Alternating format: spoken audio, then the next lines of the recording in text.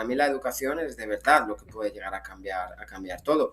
Y no solo porque, no porque el resto de cosas no sean importantes, no, es porque si un terapeuta ya está educado en neurodiversidad, si un terapeuta o un nutricionista ya está educado de base en neurodiversidad, evidentemente las investigaciones y los tratamientos se van a enriquecer, ¿no? O sea, esa formación, eh, una formación desde la experiencia profesional también, o sea, por un lado experiencia profesional, por otro toda la parte académica de investigación, bueno, de experiencia en países de 4 continentes, pero también desde la parte personal. Es muy importante que nos escuchen, es muy importante que cuando una persona neurodivergente explicamos a profesores, a padres que la sensibilidad sensorial duele, porque duele, cambia la connotación, cambia todo, ¿no? Cuando lo escuchan desde dentro. Entonces creo que es muy importante que juntemos todo eso junto, ¿no?